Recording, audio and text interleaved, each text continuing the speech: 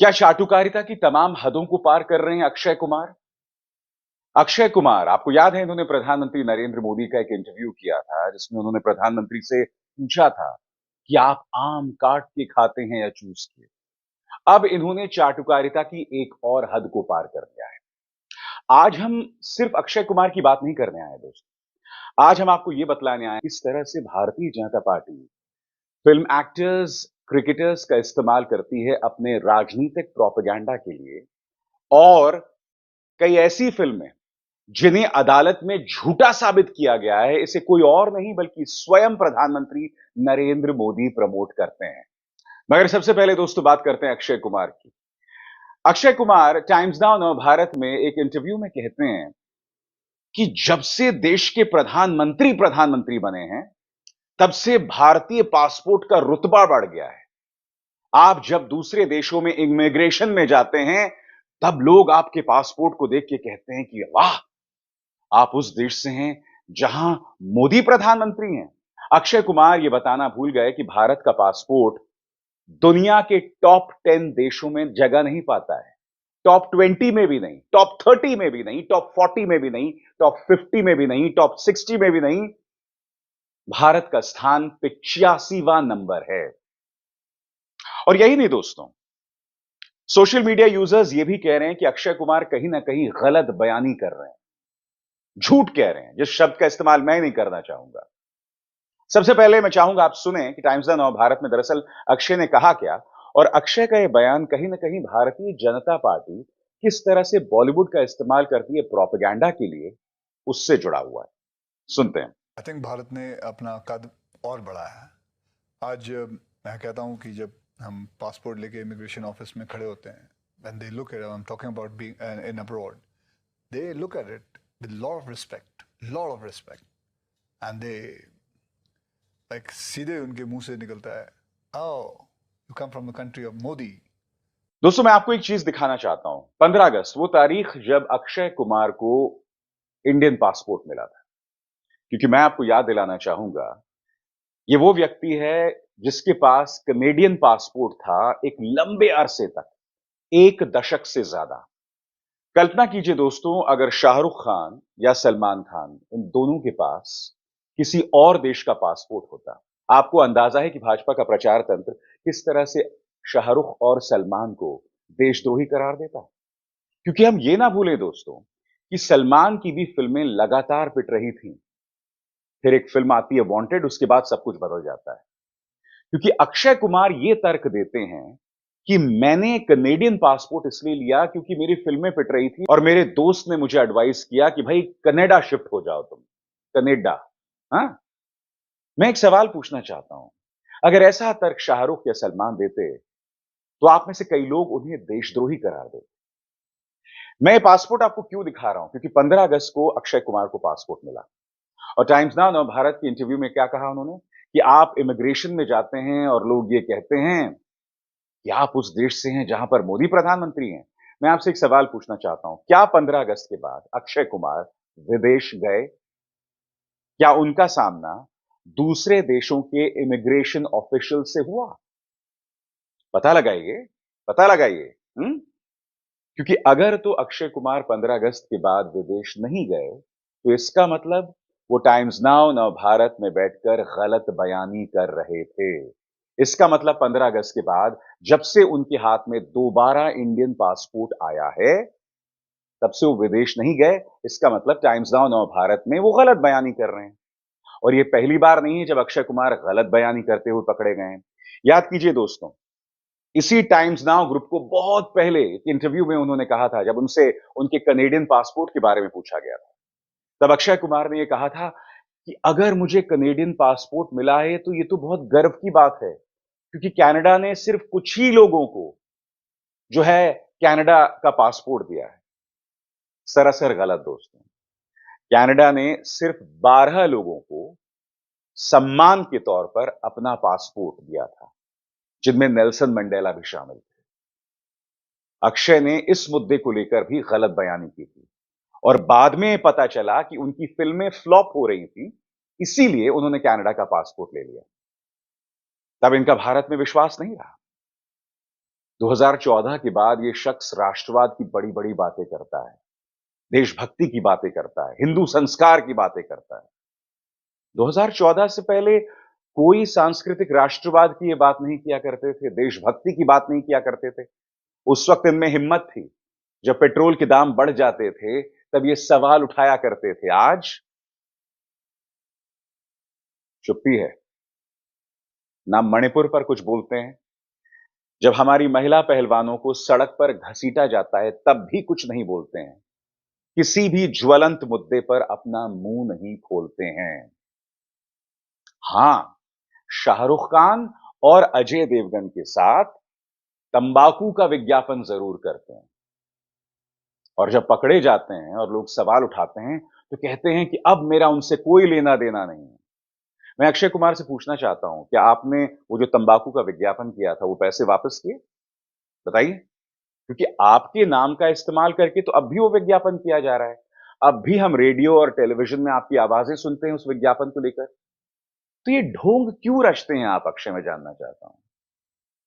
और फिर वो ऐतिहासिक इंटरव्यू मोदी जी से कि आप आम काट के खाते हैं, चूस के खाते हैं। सवाल ये किया जा रहा है दोस्तों कि क्या अक्षय कुमार जल्द भाजपा में शामिल हो रहे हैं, क्योंकि फिल्में इनकी कोई चल नहीं रही हैं। OMG 2 चली, वो भी पंकज त्रिपाठी की वजह से। सारी फिल्में फ्लॉप हो रही हैं। बताया जा रहा है कि या तो गुरदासपुर या फिर दिल्ली से इन्हें लोकसभा का टिकट दिया जाएगा 2024 में। मैं एक सवाल पूछना चाहता हूं अक्षय कुमार से, ये ढोंग क्यों? खुद को खुलकर बताइए ना कि आप भाजपा सदस्य हैं, आप भाजपा को प्रमोट कर रहे हैं, आप लगातार करते हैं। आपकी हर फिल्म में किसी ना किसी अंदाज में आप भाजपा को प्रमोट करते हैं। आपकी एक फिल्म आई थी टॉयलेट एक प्रेम कथा, खुलकर उसमें प्रधानमंत्री नरेंद्र मोदी का प्रमोशन हुआ था। क्योंकि आप उन फिल्म मेकर्स में से हैं जो जानते हैं कि 2014 के बाद भाजपा की सेवा करोगे तो मेवा मिलेगा, फायदा मिलेगा। याद कीजिए, पृथ्वीराज चौहान इनकी एक फिल्म आई थी, सुपर फ्लॉप हुई थी।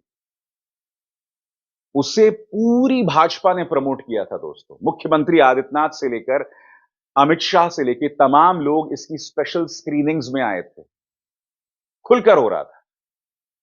अब इस व्यक्ति को देखिए, विवेक अग्निहोत्री, ये उत्तर प्रदेश पहुंच गया है अपनी फ्लॉप फिल्म वैक्सीन वॉर्स के साथ। मुख्यमंत्री आदित्यनाथ से अपील कर रहा है कि मेरी इस फिल्म को सबको दिखाइए। फिल्म 10 करोड़ भी नहीं कमा पाई है। पूरा समर्थन मिलता रहा भाजपा का। यहां तक कि प्रधानमंत्री ने एक रैली में वैक्सीन वॉर्स का नाम लिया। याद है कि नहीं आपको? सुनिए प्रधानमंत्री ने क्या कहा। मैंने सुना है आजकल एक मूवी आई है, एक फिल्म आई है, the vaccine war. Vaccine war नाम की फिल्म आई है। मैं आपको यही बतलाने की कोशिश कर रहा हूं कि किस तरह से फिल्मों का, क्रिकेटर्स का इस्तेमाल भाजपा करती है और प्रधानमंत्री सबसे आगे रहते हैं। वैक्सीन वॉर्स भी एक प्रोपेगेंडा फिल्म है। वैक्सीन वॉर्स में कहीं ना कहीं कुछ खास पत्रकारों को निशाने पर लिया गया है, एक खास एजेंसी को निशाने पर लिया गया है और यह बताया गया है कि पूरे भारत के खिलाफ एक साजिश रची गई। मैं एक सवाल पूछना चाहता हूं, क्या वैक्सीन वॉर्स ने मोदी सरकार से यह सवाल किया कि किस तरह से गंगा में लाशें बह रही थी, किस तरह से उत्तर प्रदेश, गुजरात, मध्य प्रदेश, इन तमाम राज्यों ने असली मौत के आंकड़ों को छुपाया? या ये सवाल किया गया किस तरह से गरीब मजदूरों को सड़क पर छोड़ दिया गया था? प्रधानमंत्री ने अचानक ऐलान कर दिया कि भाई हम लॉकडाउन कर रहे हैं, सड़क पर लोग चले गए थे। और मैं नहीं भूला हूं दोस्तों कि कुछ मजदूर जो हैं वो एक पटरी पर लेटे हुए थे और ट्रेन उनके ऊपर से गुजर गई। क्या इस बदनुमा हकीकत को बताया था विवेक अग्निहोत्री ने? ये वही व्यक्ति है दोस्तों जिसने एक आधी अधूरी फिल्म बनाई थी, कश्मीर फाइल्स। कश्मीरी पंडितों के दर्द को दुनिया के सामने लाने की जरूरत थी, मगर उसने एक प्रोपेगेंडा फिल्म बनाई जिसमें सिर्फ और सिर्फ मुसलमानों पर देश मढ़ा गया। जबकि आप जानते हैं कि आतंकवादियों का निशाना हमारे कश्मीरी पंडित भाई बहन तो थे ही, कश्मीरी मुसलमान भी। मगर इसने एक प्रोपेगेंडा फिल्म बनाई और उसका मकसद यह था कि किसी तरह से प्रधानमंत्री नरेंद्र मोदी की और भाजपा की बढ़ाई की जाए। यह व्यक्ति एक आसान सा सवाल पूछना भूल गया कि कश्मीरी पंडितों का जब पलायन हुआ था 1990 में, तब सरकार किसकी थी? तब लालकृष्ण आडवाणी ने रामरथ यात्रा क्यों निकाली थी? तब कश्मीरी पंडितों के लिए क्यों नहीं वो मैदान में आए थे? 2014 से जब से प्रधानमंत्री सत्ता में आए हैं, जब से अमित शाह गृह मंत्री बने, क्या एक बार भी वो कश्मीरी पंडितों से मिलने जम्मू गए हैं? अभी हाल ही में आतंकवादियों के हमले के चलते कश्मीरी पंडितों पर प्रहार हुआ था, फिर से पलायन शुरू हुआ था। क्या भाजपा का एक भी नेता उन रिहायशी शिविरों में गया? नहीं, मगर इस व्यक्ति ने प्रोपेगेंडा फिल्म बनाई और प्रधानमंत्री इसे प्रमोट करते हैं। प्रधानमंत्री ने तो एक झूठी फिल्म केरला स्टोरी तक का भी प्रमोशन किया। सुनिए उन्होंने क्या कहा था। कोर्ट तक ने आतंक के इस स्वरूप पर चिंता जताई है। ऐसी ही आतंकी साजिश पर बनी फिल्म केरला स्टोरी,